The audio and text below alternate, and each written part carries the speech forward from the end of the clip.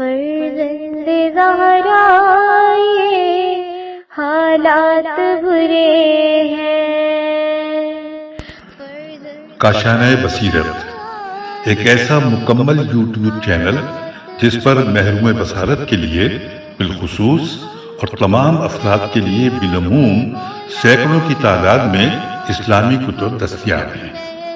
لہذا گزارش ہے کہ آپ اپنی ذمہ داری نبھاتے ہوئے کاشانۂ بصیرت کو سبسکرائب کرنے کے ساتھ ساتھ بیل آئیکن کو پریس کیجیے تاکہ آپ علم کے حصول کے ساتھ ساتھ مذہب اہل بیت کی اشاعت میں بھی اہم کردار ادا کرتے رہیں۔ کاشانۂ بصیرت، کاشانۂ بصیرت، کاشانۂ بصیرت۔ فرزند زہرا یہ حالات برے ہیں۔ بسم اللہ الرحمن الرحیم۔ السلام علیکم سامعین، کاشانۂ بصیرت کے یوٹیوب چینل پر ہم پڑھ رہے ہیں کتاب کلام امیر المومنین علی علیہ السلام شرح نہج البلاغہ، تالیف آیت اللہ عظمی ناصر مکارم شیرازی، ترجمہ زیر نگرانی مولانا سید شہنشاہ حسین نقوی، والیوم 9، جہاں پر ہم مکتوب پڑھ رہے ہیں اور مکتوب نمبر 12 اس نشست میں پڑھیں گے، کتاب کے صفحہ نمبر 141 پر۔ آئیے باقاعدہ ریڈنگ کا آغاز۔ مکتوب 12، آپ علیہ السلام کی وصیت جو معقل بن قیس ریاحی کو اس وقت فرمائی کہ جب انہیں 3000 کا لشکر دے کر شام کی طرف روانہ فرمایا۔ آئیے مکتوب کی سند پڑھتے ہیں۔ کتاب مصادر نہج البلاغہ میں آیا ہے کہ جب امام علیہ السلام شامیوں سے جنگ کے موقع پر مدائن پہنچے تو آپ علیہ السلام نے معقل میم عین قاف لام معقل بن قیس ریاحی کو 3000 سپاہیوں کے ساتھ لشکر کے ہراول دستے کے عنوان سے شام کی طرف روانہ فرمایا اور اسے کچھ ہدایات فرمائیں کہ سید رضی رحم اللہ نے ان میں سے بعض کو منتخب کیا ہے، جبکہ ان نصیحتوں کے کچھ دیگر حصوں کو نظر بن مزاحم نے کتاب صفین میں نقل کیا ہے۔ بلا شبہ جس ماخذ سے سید رضی رحم اللہ نے اسے اخذ کیا وہ کتاب صفین کے علاوہ کوئی کتاب ہے صفین کے علاوہ کوئی کتاب ہے۔ حوالہ ہے مصادر نہج البلاغہ جلد نمبر 3 صفحہ نمبر 226۔ پھر مزید لکھتے ہیں کہ مرحوم ابن میثم نے بھی اپنی شرح نہج البلاغہ میں جو کچھ سید رضی رحم اللہ نے نقل کیا ہے اس سے کچھ زیادہ نقل کیا ہے، جو اس بات کی غمازی کرتا ہے کہ انہوں نے اسے کسی اور ماخذ سے لیا ہے۔ حوالہ شرح نہج البلاغہ ابن میثم جلد نمبر 4 صفحہ نمبر 380۔ ساتھ ہی لکھا ہے کہ تعجب کی بات ہے کہ کتاب تمام نہج البلاغہ میں کہ سید رضی رحم اللہ کے نقل کردہ حصے کے مقابلے میں سوائے 1-2 کلمات کے جو کہ اس حصے کے آخر میں ہیں اور کوئی اضافہ دیکھنے کو نہیں ملتا۔ یہ ہم نے پڑھ لی مکتوب کی سند، اب پڑھنے جا رہے ہیں مکتوب پر ایک نظر۔ یہ مکتوب امام علیہ السلام کے اپنے سربراہان لشکر کو تحریر کردہ دیگر مکتوبات کی طرح تقوی اور پرہیزگاری کی نصیحت سے شروع ہوتا ہے، وہی تقوی جو ہر قسم کی سعادت و خوشبختی کا سرچشمہ ہے۔ پھر آپ علیہ السلام فوج کے نظم و اصول سے متعلق نیز ان کے دشمن کی طرف بڑھنے کے طریقے اور دشمن پر سب سے پہلے کیے جانے والے وار کی بابت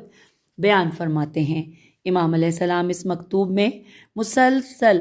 تاکید فرماتے ہیں کہ کبھی جنگ شروع کرنے والے نہ بننا اور دشمن سے اس قدر نزدیک نہ ہو کہ وہ جنگ کے لیے آمادگی کا احساس کرے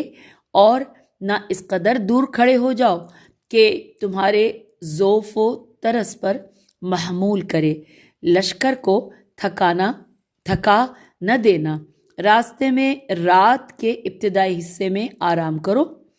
اور سحر کے وقت سفر شروع کرو، جبکہ دن کے درمیانی حصے میں سستا لو کیونکہ اس وقت موسم گرم ہوتا ہے۔ یہ وہ ہدایات ہیں جو امام علیہ السلام کی بلند روح نیز آپ علیہ السلام کی صلح طلبی اور حتیٰ کہ دشمن کے مقابلے میں بھی آپ علیہ السلام کی اسلامی اخلاق و آداب کی پاسداری کا پتہ دیتی ہیں۔ آئیے ہم پڑھتے ہیں اب وہ پیراگراف مکتوب کا آغاز ہو رہا ہے اتق اللہ الذی سے، اور اختتام ہے اعذار الیہم۔ ترجمہ: اس اللہ سے ڈرتے رہنا جس کی بارگاہ میں بہرحال حاضر ہونا ہے اور جس کے علاوہ کوئی آخری منزل نہیں ہے۔ جنگ اسی سے کرنا جو تم سے جنگ کرے، ٹھنڈے اوقات میں صبح و شام سفر کرنا اور گرمی کے وقت میں قافلے کو روک کر لوگوں کو آرام کرنے دینا، آہستہ سفر کرنا اور اول شب میں سفر مت کرنا کہ پروردگار نے رات کو سکون کے لیے بنایا ہے اور اسے قیام کے لیے قرار دیا ہے، سفر کے لیے نہیں۔ لہٰذا رات میں اپنے بدن کو آرام دینا اور اپنی سواری کے لیے سکون فراہم کرنا، اس کے بعد جب دیکھ لینا کہ سحر طلوع ہو رہی ہے اور صبح روشن ہو رہی ہے تو برکت خدا کے سہارے اٹھ کھڑے ہونا، اور جب دشمن کا سامنا ہو جائے تو اپنے اصحاب کے درمیان ٹھہرنا اور نہ دشمن سے اس قدر قریب ہو جانا کہ جیسے جنگ چھیڑنا چاہتے ہو اور نہ اس قدر دور ہو جانا کہ جیسے جنگ سے خوفزدہ ہو، یہاں تک کہ میرا حکم آ جائے۔ اور دیکھو، خبردار دشمن کی دشمنی تمہیں اس بات پر آمادہ نہ کر دے کہ اسے حق کی دعوت دینے اور حجت تمام کرنے سے پہلے جنگ کا آغاز کر دو۔ Inverted Cama close. ہم پڑھنے جا رہے ہیں شرح و تفسیر۔ ہیڈنگ ہے میدان جنگ کی طرف روانگی سے متعلق ضروری ہدایات۔ امام علیہ السلام اس مکتوب کے آغاز میں سربراہ لشکر معقل بن قیس کو تقوی الہی کی تاکید کرتے ہوئے فرماتے ہیں کہ اس اللہ سے ڈرتے رہنا جس کی بارگاہ میں بہرحال حاضر ہونا ہے اور جس کے علاوہ کوئی آخری منزل نہیں ہے۔ یہ تعبیرات در حقیقت قرآن کریم سے ماخوذ ہیں، جہاں ارشاد ہوتا ہے سورہ بقرہ کی آیت نمبر 223، اور خدا سے ڈرتے رہو اور یہ بھی سمجھ رکھو کہ ایک نہ ایک دن تم کو اس کے سامنے جانا ہے۔ ایک اور مقام پر ارشاد ہوتا ہے سورہ نجم آیت نمبر 42، ترجمہ: اور سب کو آخر تمہارے پروردگار ہی کے پاس جانا ہے۔ جی ہاں، کوئی بھی ہو اور جہاں بھی ہو، آخر کار اسے اللہ کی ملاقات کے لیے آنا پڑے گا اور اس کی بارگاہ عدالت میں حاضر ہو کر اپنے اعمال کا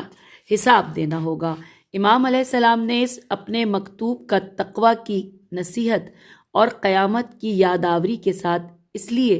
آغاز فرمایا ہے کہ اس کے مختلف آثار پائے جاتے ہیں، مثلاً یہ کہ ایک طرف تو یہ نصیحت بنتی ہے کہ اس کے بعد دی جانے والی ہدایات پر من نوعاً عمل کرے، اور دوسرا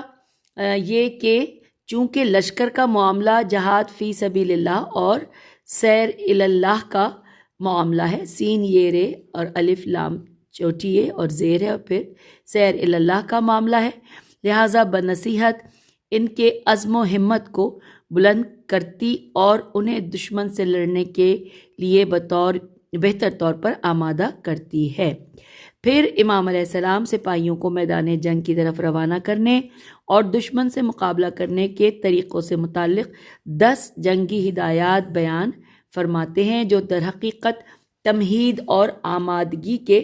تمام پہلوؤں کی حامل ہے۔ پہلے آپ فرماتے ہیں کہ جنگ اسی سے کرنا جو تم سے جنگ کرے۔ یہ پہلا فرمان انسان کی صلح پسند مزاج کی غمازی کرتا ہے، جو یہ چاہتا ہے کہ مسلمان اس وقت تک جنگ میں پہل نہ کرے کہ جب تک دشمن کی طرف سے شروع نہ ہو جائے۔ قرآن مجید میں سورہ انفال کی آیت نمبر 61 میں ارشاد ہوتا ہے انورٹڈ کاما کہ اگر وہ صلح کی طرف جھکیں تو تم بھی صلح کی طرف جھک جاؤ اور اللہ پر بھروسہ رکھو، یقیناً وہ سننے والا ہے۔ پھر امام علیہ السلام دوسرے، تیسرے اور چوتھے فرمان میں مزید رہنمائی کرتے ہیں انورٹڈ کاما کے ٹھنڈے اوقات میں صبح و شام سفر کرنا اور گرمی کے وقت میں قافلے کو روک کر لوگوں کو آرام کرنے دینا، آہستہ سفر کرنا، انورٹڈ کاما کلوز۔ ظاہر ہے کہ جب لشکر سردی، گرمی اور آرام کا خیال کیے بغیر عجلت کے ساتھ میدان کی طرف روانہ ہوگا تو میدان میں پہنچنے کے بعد لوگ تھکے ہوئے ہوں گے اور دشمن سے مقابلہ ان پر بہت دشوار ہوگا۔ پھر امام علیہ السلام پانچویں اور چھٹے فرمان کی طرف اشارہ فرماتے ہیں کہ انورٹڈ کاما کے اور اول شب میں سفر مت کرنا، کہ پروردگار نے رات کو سکون کے لیے بنایا ہے اور اسے قیام کے لیے قرار دیا ہے، سفر کے لیے نہیں۔ لہٰذا رات میں اپنے بدن کو آرام دینا اور اپنی سواری کے لیے سکون فراہم کرنا، اس کے بعد جب دیکھ لینا کہ سحر طلوع ہو رہی ہے اور صبح روشن ہو رہی ہے تو برکت خدا کے سہارے اٹھ کھڑے ہونا، انورٹڈ کاما کلوز۔ یہ کلام اسی چیز کی طرف اشارہ ہے کہ جو بار بار قرآن میں ذکر ہوئی ہے کہ خدا نے رات کو آرام کا ذریعہ بنایا ہے۔ سورہ انعام آیت نمبر 96 ترجمہ، وہ صبح کی روشنی کو نکالنے والا ہے، اسی نے رات کو باعث آرام بنایا ہے، انورٹڈ کاما کلوز۔ یہی مضمون سورہ یونس کی آیت نمبر 67، سورہ قصص کی آیت 73، سورہ غافر کی آیت 61 اور دیگر آیات میں بھی پایا جاتا ہے۔ یہاں ایک سوال پیش آتا ہے اور وہ یہ کہ قرآن نے رات کو آرام و سکون کا وسیلہ بنا دیا ہے، جبکہ امام علیہ السلام نے صرف رات کے ابتدائی حصے میں آرام کا ذکر فرمایا ہے اور سحر کو مستثنا قرار دیا ہے۔ اس سوال کا جواب ایک نقطے پر توجہ کرنے سے واضح ہو جاتا ہے، اور وہ یہ کہ شب سے مراد اس کے تمام حصے ہیں سوائے سحر کے، کہ جو رات کا آخری مختصر سا حصہ ہے۔ نماز شب کے بارے میں بیان شدہ تاکیدات سے بخوبی واقف ہو جاتا ہے کہ رات کا یہ آخری حصہ مستثنا ہے، یعنی یہ حصہ آرام کے لیے نہیں بلکہ یہ بیداری، ہوشیاری، جد و جہد اور توبہ و استغفار کے لمحات ہوتے ہیں۔ چنانچہ قرآن مجید میں ارشاد ہوتا ہے، سورہ آل عمران آیت نمبر 17 ترجمہ کے، اور پچھلی راتوں میں خدا سے توبہ و استغفار کرنے والے۔ نیکسٹ پیراگراف میں ہے کہ امام علیہ السلام کے اول شب پر تکیہ کرنے کا سبب شاید یہ ہو کہ بہت سے لوگوں کی عادت ہوتی ہے کہ جو کام عصر کے وقت شروع کیا ہے اسے رات کے کچھ حصہ گزرنے تک جاری رکھتے ہیں۔ امام علیہ السلام فرماتے ہیں کہ جب رات شروع ہو جائے تو کاموں کو روک کر نماز پڑھو اور آرام کرو۔ پھر اس کے بعد یہاں پہ عربی کا چھوٹا سا جملہ لکھا ہے، روح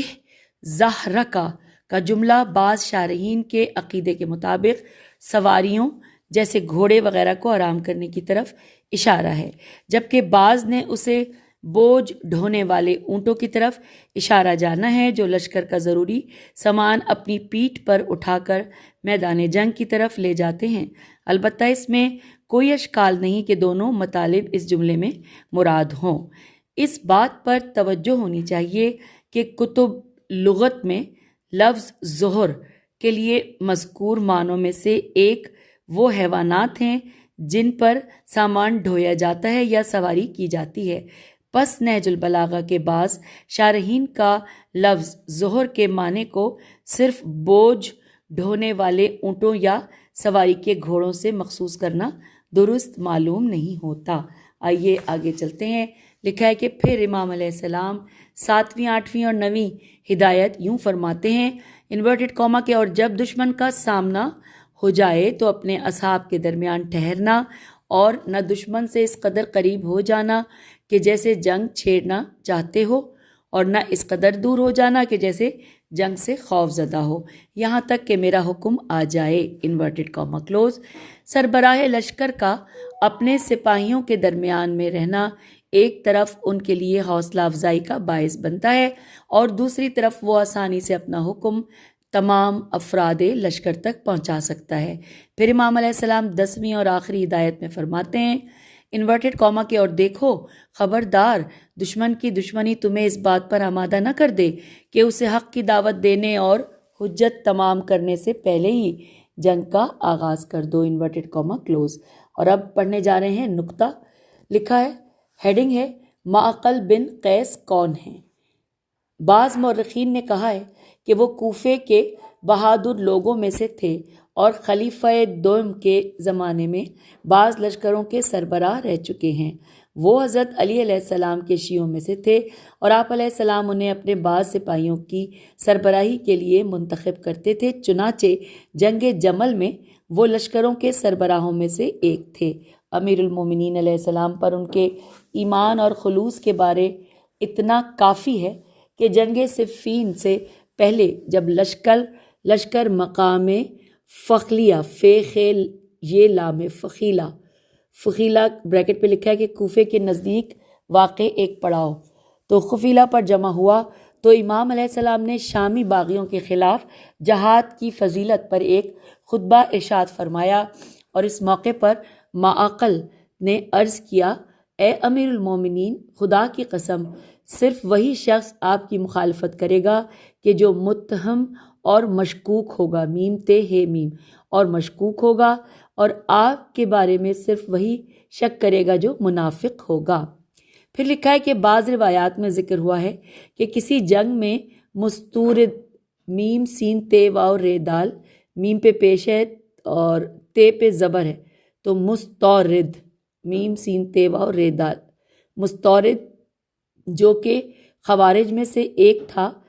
اس کی معقل سے مٹبھیڑ ہوئی اور اس کے ہاتھ میں نیزہ تھا، جبکہ معقل کے ہاتھ میں تلوار تھی۔ اس نے نیزے سے معقل پر حملہ کیا، جبکہ معقل نے اس پر تلوار کا وار کیا اور دونوں ہی کی جانیں چلی گئیں۔ معقل نے جام شہادت نوش کیا اور مستورد واصل جہنم ہوا۔ حوالہ ہے مصادر نہج البلاغہ، جلد نمبر 3 صفحہ نمبر 225، شرح نہج البلاغہ ابن ابی الحدید، جلد نمبر 3 صفحہ نمبر 203 اور 202 ہے، یہ 203 نہیں ہے۔ پھر ہے تاریخ الامم والملوک للطبری، جلد نمبر 4 صفحہ نمبر 144۔ سامعین، یہاں پر مکتوب 12 ہم نے مکمل پڑھ لیا۔ اجازت دیجیے، خدا حافظ، فی امان اللہ۔